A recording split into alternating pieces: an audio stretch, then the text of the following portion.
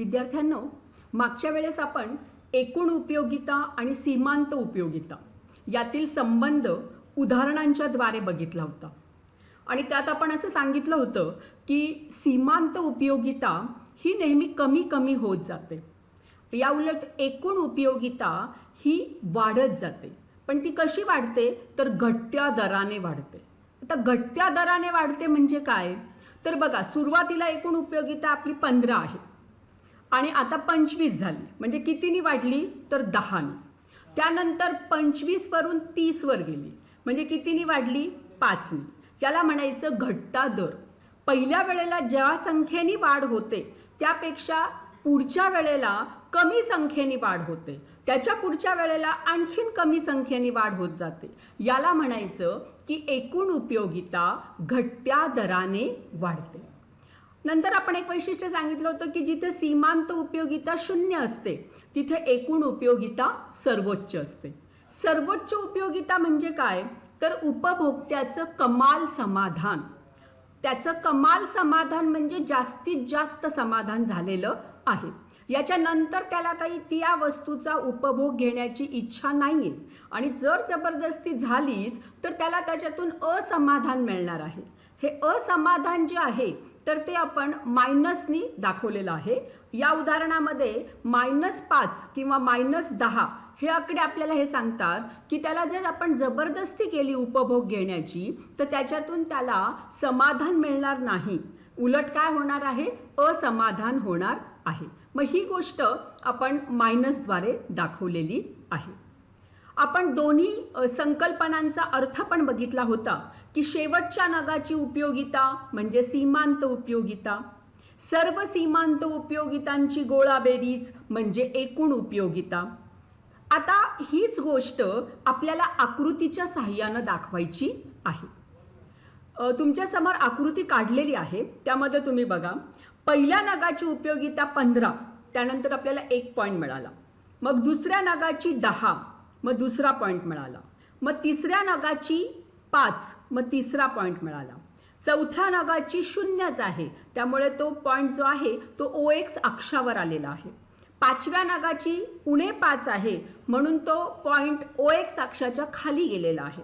आणि 6व्या नगाची -10 आहे तर तो त्याच्या पुढे गेलेला आहे. लाल रंगाचं हे उदाहरण आपण लाल वक्राद्वारे दाखवलेलं आहे. आणि मग हा जो वक्र आहे त्याला सीमांत उपयोगितेचा वक्र म्हणतात.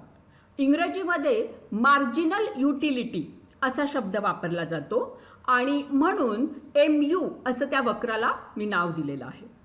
त्याच पद्धतीनं आपण पहिला नग एकूण उपयोगिता 15, दुसरा नग एकूण उपयोगिता 25, तिसरा नग एकूण उपयोगिता 30, मग चौथ्या, पाचव्या आणि 6व्याची अनुक्रमे 30, 25 आणि 15 हे जर आपण आकडे घेतले आणि वक्र काढला तर आकृतीत दाखवल्याप्रमाणे तो एकूण उपयोगितेचा वक्र तयार होतो.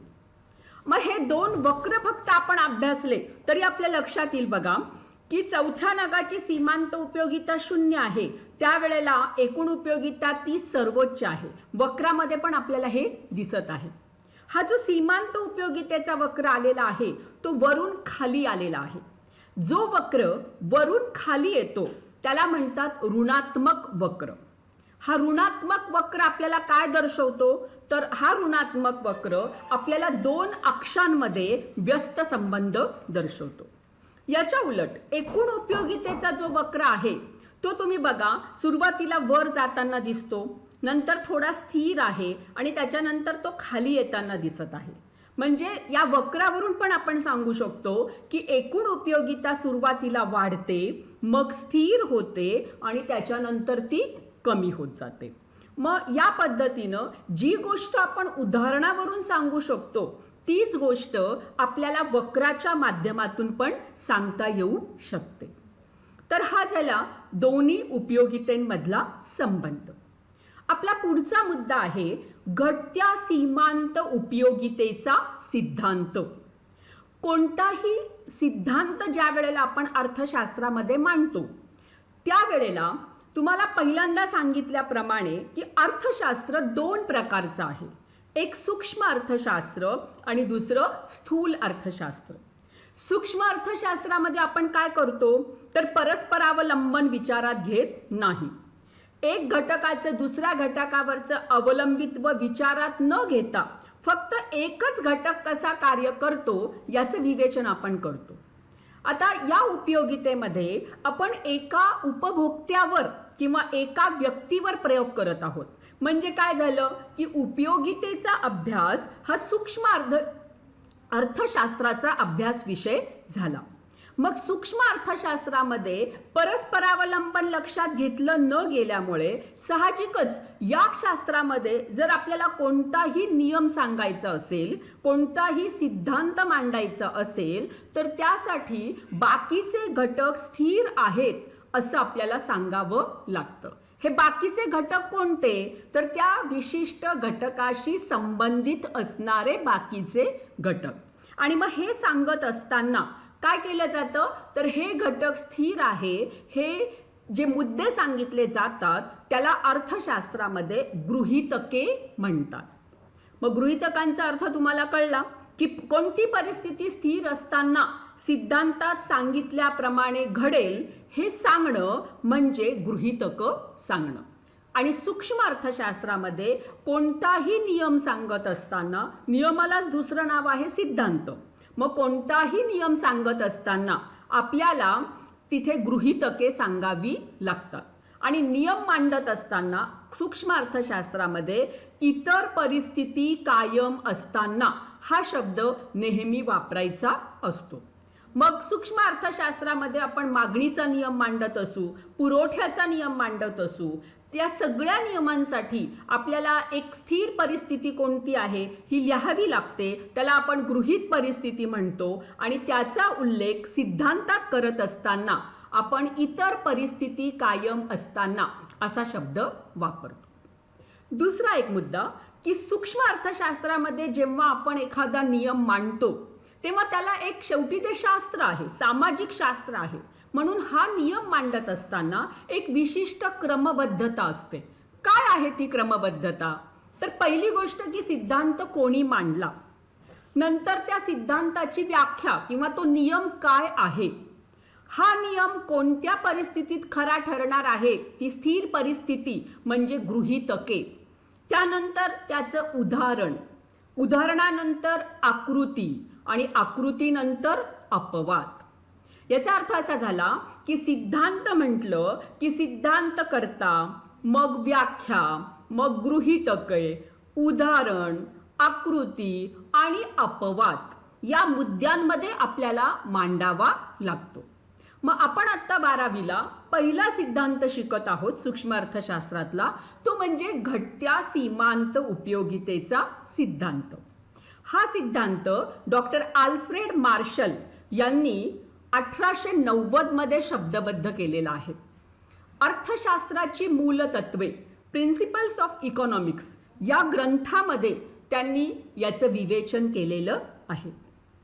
सिद्धांत आपल्याला काय सांगतो की जर समजा इतर परिस्थिती स्थिर असताना व्यक्तीजवळ असणाऱ्या वस्तूंच्या उपभोगामध्ये वाढ होत गेली तर त्या वाढीपासून मिळणारं समाधान हे क्रमशः कमी कमी होत जातं.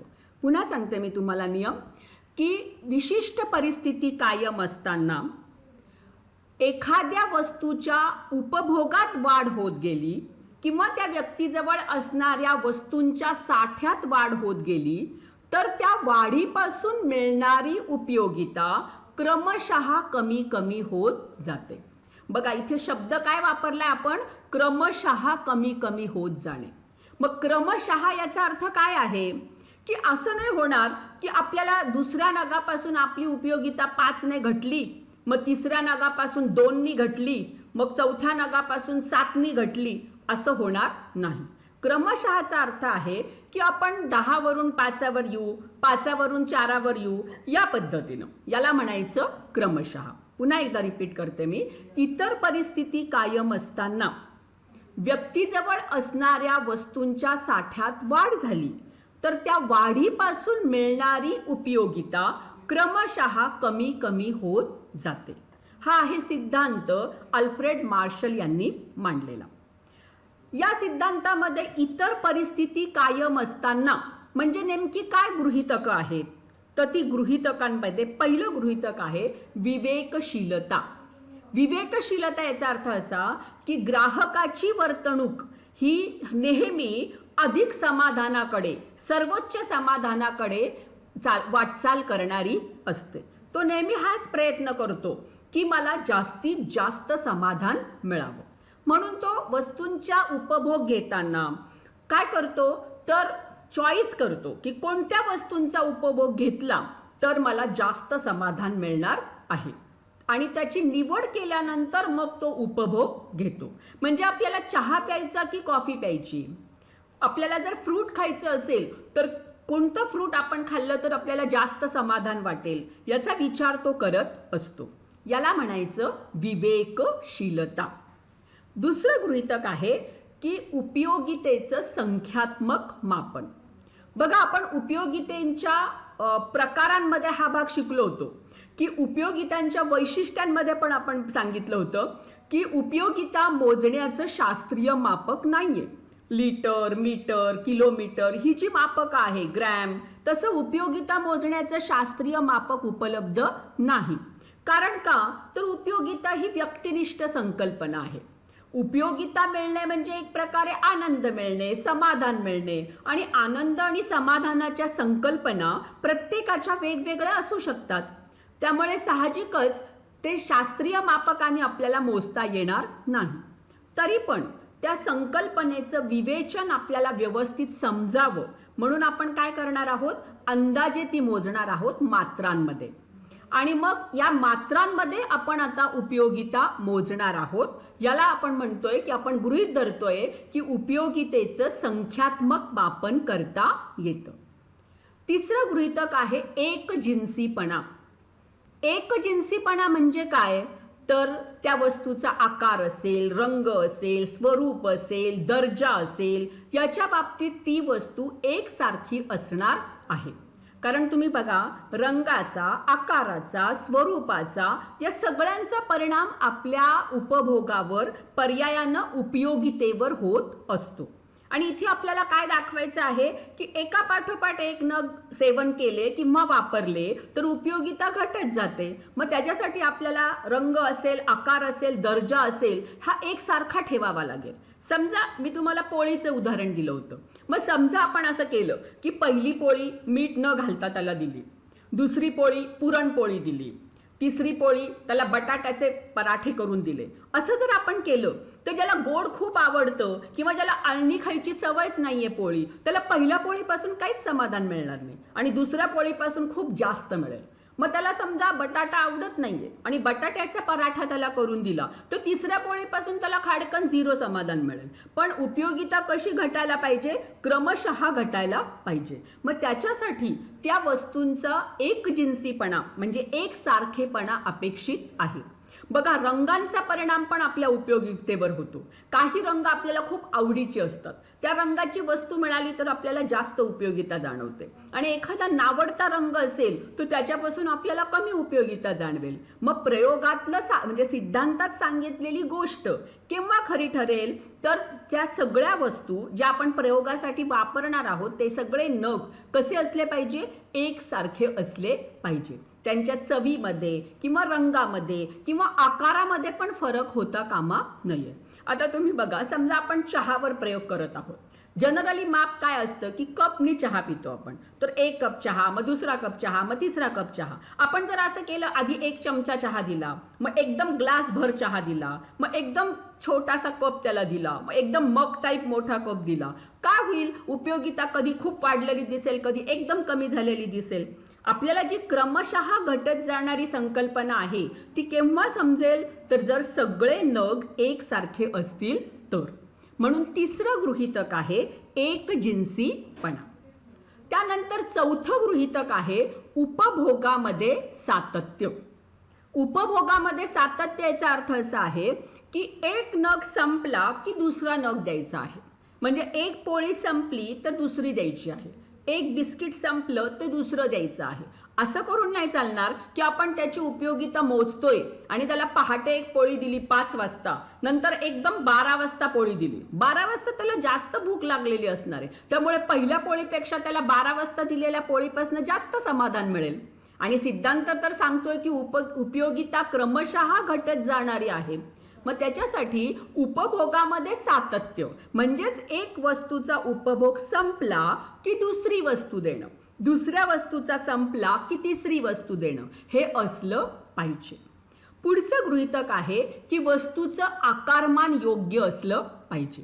मी मगाशी सांगितल्याप्रमाणे की जर समजा आपण चहा किंवा कॉफीवर प्रयोग करत असू आणि मग चमचाभर, मग तांब्याभर, मग ग्लासभर, मग कपभर असं करून चालेल का? नाही. तर एक नॉर्मल जे माप असतं तसं फिक्स माप आपलं असलं पाहिजे. पोळी असेल ती सुद्धा एकदम पुरीच्या साईजची केली, मग एकदम मोठ्या आकाराची केली, मग एकदम मध्यम आकाराची केली तर उपयोगिता आपल्याला क्रमशः घटलेली जाणवणार नाही. ती केव्हा जाणवेल? तर एकसारख्या आकाराची ती वस्तू असेल तर. त्यानंतर पुढचं गृहीतक आहे ते म्हणजे स्थिरता. स्थिरता याचा अर्थ असा आहे की त्या उपभोक्त्याची मानसिक स्थिती जी आहे तर ती स्थिर असली पाहिजे. म्हणजे प्रयोग चालू असताना त्या उपभोक्त्याला किंवा त्या व्यक्तीला कुठली शॉकिंग न्यूज देऊन चालणार नाही. समजा आपण एकावर प्रयोग करतो आहोत, त्याला आधी आपण एक पोळी दिलेली आहे, दुसरी देतो आहे आणि नेमकं दुसऱ्या पोळीच्या वेळेस आपण त्याला सांगितलं की अरे तुला 1 करोडची लॉटरी लागली.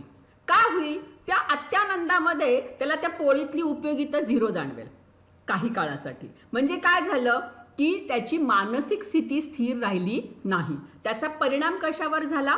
तर त्याच्या उपभोगावर आणि त्याच्या उपयोगितेवर होऊ शकतो.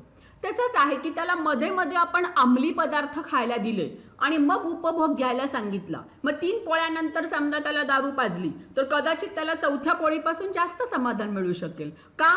तर मानसिक स्थिती त्याची नशेमुळे बदललेली आहे. त्यामुळे असं होता कामा नये. म्हणजे प्रयोग काळामध्ये त्याची मानसिक स्थिती स्थिर राहील असं वातावरण ठेवलं पाहिजे. त्याला कुठलीही अशी शॉकिंग न्यूज की तुझी नोकरी गेली असं म्हटलं तर पहिल्याच पोळीला त्याची उपयोगिता काय होऊन जाईल? 0 होऊन जाईल. तर असं होता कामा नये. पुढचं गृहीतक आहे विभाज्यता. विभाज्यता म्हणजे काय? तर वस्तूचे आपल्याला लहान लहान भाग करता येऊ शकतात तरच आपण असा एक नग, दुसरा नग, तिसरा नग, चौथा नग असा प्रयोग करू शकतो. आता समजा तुम्ही टीव्ही घेतला उदाहरण म्हणून, किंवा फ्रीज घेतला किंवा कपाट घेतला, या वस्तू विभाज्य आहेत का? नाही. तर मग यांच्यावर हा प्रयोग आपल्याला करून पाहता येणार नाही.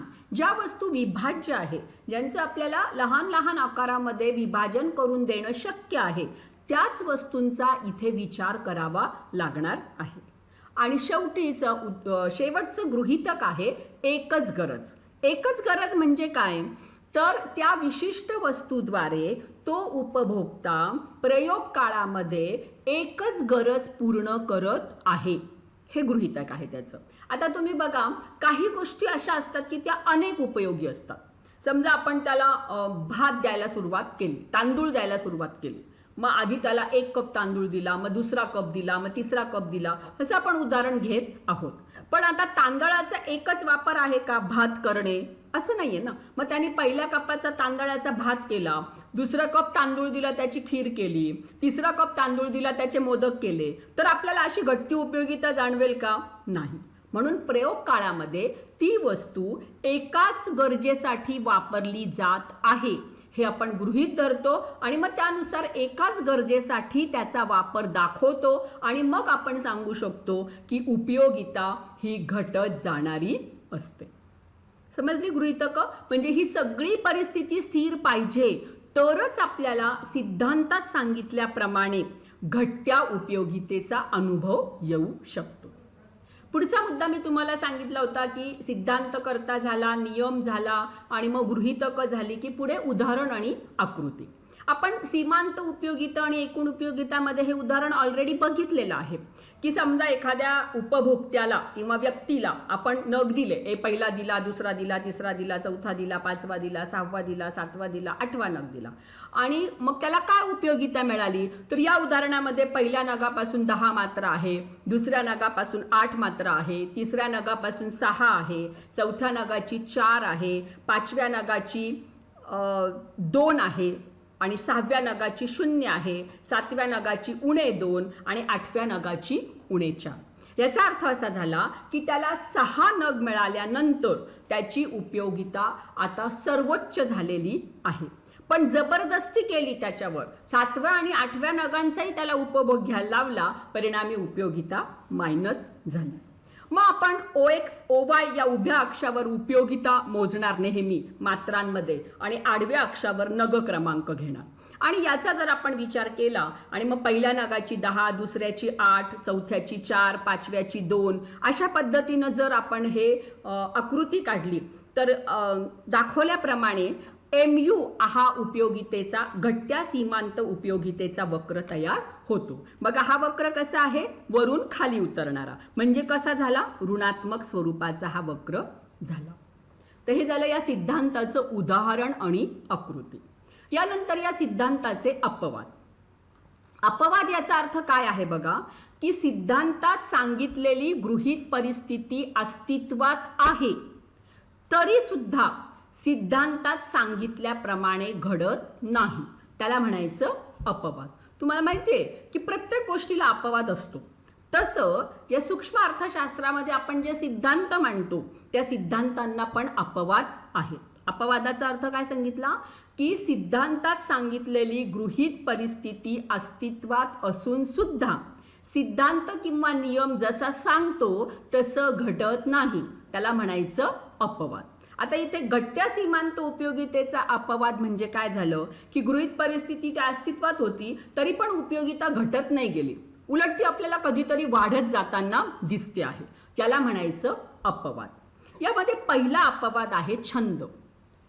बघा ज्या गोष्टींचा आपल्याला छंद असतो, समजा काही लोकांना तिकीट गोळा करण्याचा छंद असतो, काही लोकांना जुनी नाणी गोळा करण्याचा छंद असतो, काही लोकांना वेगवेगळ्या व्यक्तिरेखांची चित्र ही गोळा करण्याचा छंद असतो. मग हे छंद जे लोक बाळगतात त्यांच्या संग्रहामध्ये जसजशी वाढ होत जाते तसतसं त्यांना उपयोगिता जास्त जाणवते. बघा माझा संग्रह जितका वाढत जाईल तितकं मला जास्त आनंद होतो, जास्त समाधान मिळतं. याचा अर्थच काय झाला, की छंदामध्ये उपयोगिता आपल्याला वाढलेली दिसते, ती कधी आपल्याला कमी झालेली दिसणार नाही. दुसरा अपवाद आहे कंजूस व्यक्ती. बघा कंजूस व्यक्ती ज्या वस्तू वापरतात ना त्या वापरण्याच्या बाबतीमध्ये हा अपवाद आहे, सेवन करणाऱ्या वस्तूंच्या बाबतीत नाहीये, कारण शेवटी त्याचंही पोट एका विशिष्ट लिमिट नंतर भरणार आहे. पण वापर करण्याच्या ज्या वस्तू असतात ना तर त्यांना असं असतं की खूप साठा करून ठेवतात ते, म्हणजे आपल्याकडे एखादी वस्तू असेल आणि दुसरी त्यांना देऊ केली तर ते पटकन घेतात, का जाऊ दे पहिली खराब झाली तर ही उपयोगी येईल. म्हणजे त्यांच्याकडे उलटं असतं की त्यांच्याकडच्या वस्तूंच्या साठ्यात वाढ झाली की त्यांना त्याच्यापासून जास्त समाधान म्हणजे जास्त उपयोगिता मिळते. तिसरा अपवाद आहे व्यसन. मग बघा ते सिगारेटचं असू शकतं, दारूचं असू शकतं, तंबाखूचं असू शकतं, ड्रग्सचं असू शकतं किंवा कुठल्याही पदार्थाचं असू शकतं. मग असं व्यसन करणाऱ्या व्यक्तींना, समजा एखादा दारू पिणारा व्यक्ती आहे किंवा जुगार खेळणारा व्यक्ती आहे, त्यांना जर आपण म्हटलं की बास आता नको, तर नाही, त्यांना हवं असतं. म्हणजे एक पेग दिला तर दुसरा हवा असतो, दुसरा मिळाला तर तिसरा हवा असतो. तसं जुगार आधी 15 मिनिटं खेळले तरी अजून खेळायचं असतो, रोज खेळायचा असतो, पूर्वीपेक्षा जास्त पैसे लावून खेळायचं असतो. म्हणजे त्यांच्या बाबतीमध्ये उपयोगिता घटत जात नाही, उलट ती वाढत जाते. म्हणून व्यसन हे सुद्धा उपयोगिता सिद्धांताचा अपवाद आहे. पुढचा अपवाद आहे सत्ता. सत्ता म्हणजे एक प्रकारची खुर्ची म्हणूया आपण. तुम्ही बघा की एखादी व्यक्ती ही जर ग्रामपंचायतमध्ये निवडून आली, त्या व्यक्तीला वाटतं की नाही आता मी शहरी भागात राहायला जाते ती हळूहळू, मग आता मला नगरसेवक म्हणून निवडून यायचंय. नगरसेवक म्हणून निवडून आली की कुठेतरी जिल्हा परिषदेमध्ये आपली वर्णी लागावी असं त्याला वाटतं. ती लागली की त्याला आमदारकीची स्वप्न पडतात, मग तो आमदारकीसाठी संघर्ष करतो. आमदारकीचं तिकीट मिळालं की कालांतराने त्याला खासदारकी हवी असते.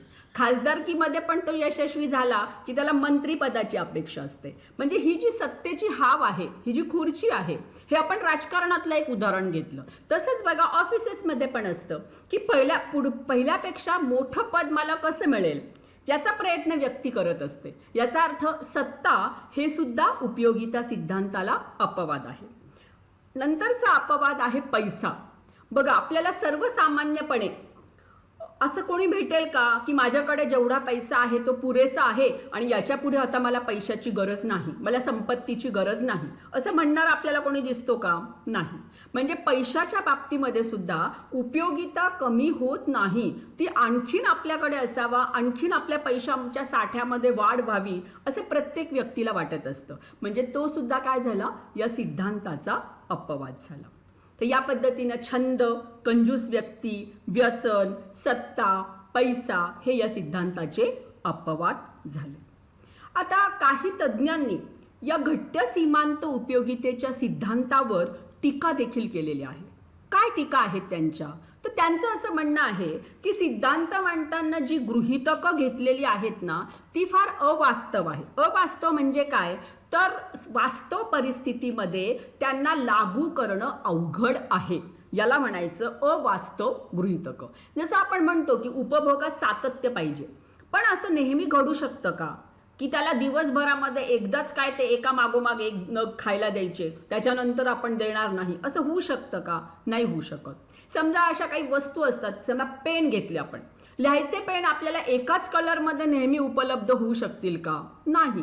कधी कधी वेगवेगळ्या कलरचे पेन आपल्याला वापरावेच लागतात.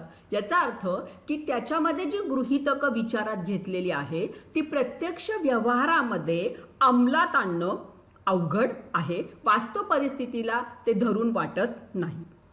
दुसरी टीका ह्याच्यामध्ये केलेली आहे की उपयोगिता हे आकड्याने मोजतात, संख्यात्मक मापन करतायत, पण ते मापन शास्त्रीय नाही. मग अर्थशास्त्र हे जर एक शास्त्र आहे तर त्यातलं प्रत्येक मापक हे शास्त्रीय असलं पाहिजे. मात्रा हे जे मापक आपण वापरतो त्याच्यामध्ये व्यक्तिपरत्वे भिन्नता येऊ शकते. एखाद्या एक्स व्यक्तीला वाटेल की सर्वोच्च समाधान म्हणजे 100 मात्रा, दुसऱ्या एखाद्या वाय व्यक्तीला वाटेल की सर्वोच्च समाधान म्हणजे 25 मात्रा. म्हणजे व्यक्तिपरत्वे भिन्नता येऊ शकते. नंतर तिसरा टीका याच्यावर आहे की हा सिद्धांत फक्त विभाज्य वस्तूंनाच लागू होतो, अविभाज्य वस्तूंना लागू होत नाही. मी मगाशी सांगितल्याप्रमाणे संगणक असेल, टीव्ही असेल, कपाट असेल, इथे आपण असं करू शकतो का एक नग दिला, दुसरा नग दिला, तिसरा नग दिला? नाही करत. म्हणजे अविभाज्य वस्तूंना हा सिद्धांत लागू होतच नाही. चौथा टीका याच्यावर आहे की या सिद्धांताने असं गृहीत धरलेलं आहे की पैशाची पण सीमांत उपयोगिता स्थिर आहे, परंतु प्रत्यक्षामध्ये पैशाची सीमांत उपयोगिता स्थिर राहू शकत नाही. कारण का? तर पैशाची सीमांत उपयोगिता किमतीवर अवलंबून असते आणि किमती काही स्थिर नसतात. दुसरी गोष्ट, पैशाची सीमांत उपयोगिता प्रत्येक व्यक्तीला पैशाचं आयुष्यात किती महत्त्व वाटतं याच्यावरही अवलंबून असते. काही लोकांना पैसा म्हणजे सर्वस्व असतं आणि काही लोकांना असं वाटतं की पैसा हे सर्वस्व नाहीये. इतर गोष्टी म्हणजे जी मूल्य आहेत, दया, प्रेम, सहकार्य, यांना ते जास्त महत्त्व देतात, ते पैशाला कमी महत्त्व देतात. म्हणजे त्यांच्या दृष्टीनं पैशाची उपयोगिता कमी असू शकते. म्हणजे पैशाची स्थिर सीमांत उपयोगिता प्रत्यक्ष अस्तित्वात असू शकत नाही. आणि शेवटची टीका केलेली आहे की हा सिद्धांत एकाच गरजेचा विचार करतो, पण आपण जेव्हा बाजारातून वस्तू आणतो ती जर अनेक उपयोगी असेल तर आपण एकाच कारणासाठी वापरू का? नाही वापरणार ना. जी अनेक उपयोगी असेल तर आपल्या ऐपतीनुसार आपण त्याचा एकापेक्षा जास्त कारणांसाठी वापर करणारच आहोत. त्यामुळे एकाच वस्तूची एकच गरज लक्षात घेऊन हा सिद्धांत मांडलाय तर ते काही व्यवहारासाठी संयुक्तिक वाटत नाही. व्यावहारिक पातळीवर आपले जे व्यवहार आपण करत असतो तर त्याला या गोष्टी संयुक्तिक वाटत नाही. अशा टीका या सिद्धांतावर टीकाकारांनी केलेल्या आहे. पण असं जरी असलं, त्याच्यावर टीका जरी झाल्या तरी या सिद्धांताचं महत्त्व कमी होत नाही. हा सिद्धांत शासनाला, उपभोक्त्यांना, अनेकांना, तज्ज्ञांना, अनेकांना हा उपयोगी ठरतो. अनेकांना हा पुढच्या संशोधनाचा बेस म्हणून हा वापरला जातो. म्हणजे टीका जरी झाल्या तरी सिद्धांताचं महत्त्व काही कमी होत नाही. आता उदाहरणार्थ बघा, पहिली गोष्ट म्हणजे उपभोक्त्यांसाठी हा सिद्धांत खूप उपयुक्त आहे, ज्याला आपण म्हणतो ना विवेकशील उपभोक्ता, की जो जास्तीत जास्त समाधान मिळवण्याचा प्रयत्न करतो. मग जेव्हा तो बाजारामध्ये पैसे घेऊन जातो आणि त्याला एकापेक्षा जास्त वस्तूंची निवड करायची असते, तेव्हा कोणत्या वस्तू जास्त घ्यायच्या आणि कोणत्या कमी घेतल्या तरी चालेल, म्हणजे आपल्याला एकूण उपयोगिता खूप जास्त मिळू शकेल, हा निर्णय घेत असताना कुठेतरी त्याला घटत्या सीमांत उपयोगितेचा वापर करावा लागतो. म्हणजे आपल्या खरेदीमध्ये सर्वोच्च समाधान मिळवण्यासाठी तो काय करतो, तर वेगवेगळ्या वस्तू खरेदी करत असताना प्रत्येक वस्तूपासूनची सीमांत उपयोगिता समान कशी राहील असा निर्णय अप्रत्यक्षपणे घेत असतो. म्हणजे उपभोक्त्यांसाठी कमी पैशामध्ये जास्त गरजा पूर्ण कशा करायच्या याचा निर्णय घेण्यासाठी त्यांना हा सिद्धांत उपयोगी ठरतो. दुसरं आहे की सरकारला पण हा सिद्धांत उपयोगी आहे. सरकार जेव्हा कर आकारते बघा, तर प्रगतिशील कर म्हणजे काय, की श्रीमंत लोकांकडनं जास्त पैसे घ्यायचे कर स्वरूपात आणि गरिबांकडनं कमी घ्यायचे. हे कशामुळे शक्य होतं, तर गरिबांना जेव्हा आपल्या 100 रुपयातले 10 रुपये कर म्हणून भरावे लागतात, त्यावेळेला त्यांना तो जेवढा त्याग वाटतो, त्या 10 रुपयाची त्यांना जी उपयोगिता जाणवते, की जी त्यांना वापरता येणार नाही ते सरकारला देणार आहेत, त्याच्यापेक्षा श्रीमंत लोकांकडनं जर आपण 100 रुपयापैकी 30 रुपये टॅक्स म्हणून घेतले, तर त्या 30 रुपयांमधली जी उपयोगिता आहे तर ती गरिबांना ती 10 रुपयामध्ये जाणवत असते. म्हणजे कुठेतरी आपण या ठिकाणी उपयोगितेचा विचार करतो आणि त्यानुसार प्रगतशील कर आकारणीचा वापर करतो.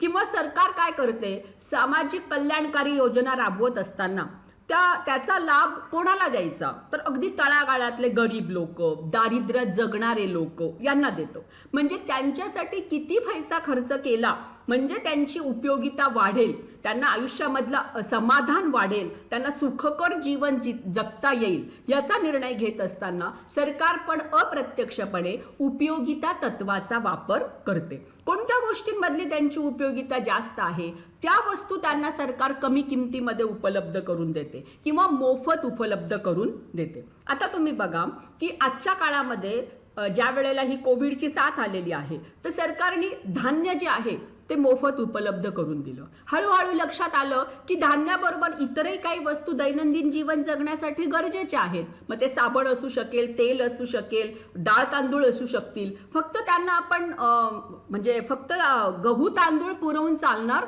नाही, तर भाजीपाल्याची पण त्यांना गरज आहे, पेस्टची पण गरज आहे, साबणाची पण गरज आहे. मग हळूहळू काय झालं की या वस्तूंचं वाटप करायला सुरुवात झाली. म्हणजे सरकारने काय केलं, उपयोगिता तत्वाचा अवलंब केला. तिसरं या सिद्धांताचं महत्त्व आहे की या सिद्धांतामुळे आपल्याला मूल्यांमधला विरोधाभास समजतो.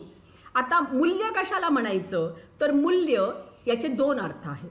एक असतात जीवन मूल्य, जी जगण्यासाठी फार आवश्यक असतात, आणि मूल्य म्हणजे जी चिरंतन टिकतात त्यांना मूल्य म्हणतात. मग आता समजा आपण आपल्या भारताचा विचार केला तर भारतीय संस्कृतीमध्ये सत्य, दया, त्याग, सहकार्य, प्रेम ही सगळी जीवनमूल्य आहेत, बरोबर आहे. आता मूल्य याचा दुसरा एक अर्थ आहे किंमत. म्हणजे काही वस्तूंची किंमत खूप जास्त असते.